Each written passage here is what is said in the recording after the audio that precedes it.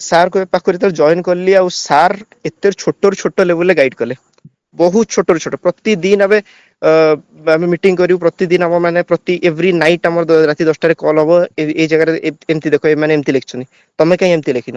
ତ ଛୋଟରୁ ଛୋଟ ଜିନିଷରେ ଆମେ କାମ କରୁଛୁ। ସେ ଷ୍ଟାର୍ଟିଂ ଫ୍ରମ୍ ଇଣ୍ଟ୍ରୋଡକ୍ସନ ହଉ, ବଡି ହଉ, କନକ୍ଲୁଜନ ହଉ, ଛୋଟରୁ ଛୋଟ ପାର୍ଟ କିୱାର୍ଡସ୍ କୁ ଆମେ ମାଇନ୍ୟୁଟ ଲେଭେଲରେ ଡାଇସେକ୍ଟ କରିକି ଲେଖିଛୁ, ମାନେ କାମ କରିଛୁ ସେଥିରେ। ସାର୍ ଲାଗି ପଡିକି କାମ କରେଇଥିଲେ ଏଥର ସମସ୍ତେ, ମାନେ ଯୋଉମାନେ ବି ଥିଲେ ଏଠି ଅଛନ୍ତି ବି ଗ୍ରୁପରେ, ତ ସେମାନେ ବି ଜାଣିଛନ୍ତି ସାର୍ଙ୍କର ମାନେ ମାନେ ଚାର୍ମ ଟା କଣ, ମାନେ ଯୋଉ ଆମର ମେନ୍ସ ପ୍ରୋଗ୍ରାମ ର ଜାଣିଥିବେ। ତ ଏଥର ମୁଁ କହିବି ଯେ ସାର୍ ବହୁତ ଜାଗାରେ ଇମ୍ପ୍ରୁଭ କରେଇଛନ୍ତି। ଲାଷ୍ଟ ଇୟର ମୁଁ ଯେତେବେଳେ ଭାବେ, ମୁଁ ସାର୍ଙ୍କୁ କହିଥିଲି ଗୋଟେ କଥା, ଯେମିତି ଗୋଟେ କ୍ୱେଶ୍ଚିନ୍ ମୁଁ ଏମଏସଏମଇ ର ଗୋଟେ ବାହାର କଲି, ସେଇ କ୍ୱେଶ୍ଚିନ୍ ଏମଏସଏମଇ ର ଲାଷ୍ଟ ଇୟର ବି ବାହାର କଲି ଯେତେବେଳେ ମକ୍ ଟେଷ୍ଟ ଲେଖିଥିଲି। ସେଇ ସେଇ 15 ମାର୍କ, ଏଇ 15 ମାର୍କ ହେଲା ଡିଫରେନ୍ସ। 15 ମାର୍କ ମୁଁ ଲେଖୁଥିଲି ଅଳ୍ପ,